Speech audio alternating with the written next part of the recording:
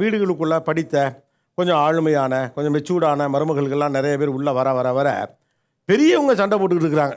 யார்? மாமனார் மாமியார் சண்டை போட்டுக்கிறாங்க.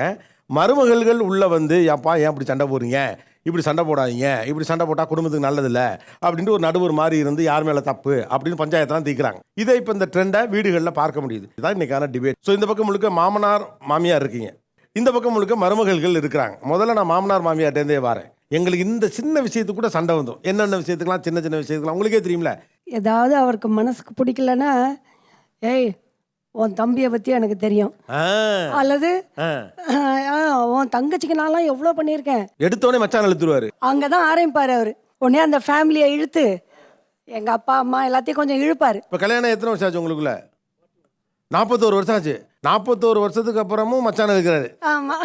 இளம் ஜோடிகள் மாதிரி எந்த விஷயத்துக்குலாம், சின்ன விஷயத்துக்குலாம் கூட சண்டை போடுவீங்க? மழை பெய்யுது, நம்ம துணி காய வச்சிருப்பாங்க, இங்கே பாரு மழை பெய்யுதுடி அப்படின்னு சொல்லு. அப்போ எப்படி சார் இருக்கும்?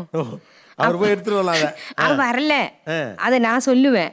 ஓ அப்படியா அப்படின்னு சொல்லி நானே போய் எடுக்கணும். அப்போ பின்னாடி வந்து பேருக்கு ஒன்னே ஒன்று எடுத்துட்டு வருவேன். ஆனால் ஒரு துணி எடுத்துருவாரு, ஒரே ஒரு துணி. இல்லை சார், வேலைக்கு போகிற வரைக்கும் எல்லாம் நம்ம எது செஞ்சாலும் கரெக்டாக இருக்கும். இப்போ வேலைக்கு போகாதப்போ இப்போ ஒன்றும் இல்லை, இந்த இது இருக்குங்களே, இப்போ மைக்கு இப்படி வாங்கினானா ஏன் இது இப்படி வாங்கக்கூடாதாம்மா? அப்போ அந்த துணி காய போட்டதை வந்து எடுக்கலன்னு வைங்களேன், அதை மடித்து வைக்கிறோன்னு இதை இப்படி மடிக்கணும், இதை ஏன் இப்படி வைக்கிறீங்க, மடிச்சாலும் அப்படி சொல்லுவாங்க, இப்படி சொல்லுவாங்க. அதுக்கு நம்ம பேசாமல் இருந்துட்டா அவங்களே எல்லாம் செஞ்சுருவாங்கல்ல.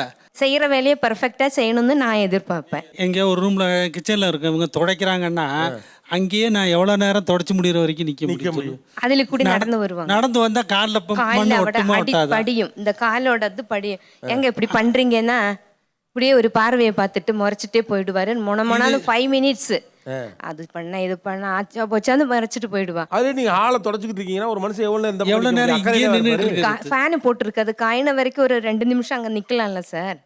ஜாலியாக இருக்கு, நல்லா போகும்போது இருக்கேன். ஆனா மருமகளுக்கு என்னமோ மாமனார் மேலதான் சப்போர்ட் இருக்க மாதிரி இருக்கு எனக்கு. கண்டிப்பா அவளு மாமனாருக்கு தான் சப்போர்ட் பண்ணுவாரு. நான் அவ வேலைக்கு போயிட்டு வெளியில போயிட்டு வீட்டுக்கு வந்தாலே கேட்பான். அவன் ஃபேஸ் பாட்டே கண்டுபிடிச்சிருவான். ஏம்மா அச்சா ஒரு மாதிரியா இருக்காங்க, என்ன ஆச்சு அப்படின்னு கேட்பாங்க. ஆனா நீங்க மலையாளத்துல இருந்து வந்து அப்பா அம்மா தான் சொன்னீங்களா? அச்சன் அம்மே அவங்க அச்சான்னு கூப்பிடுவாங்க.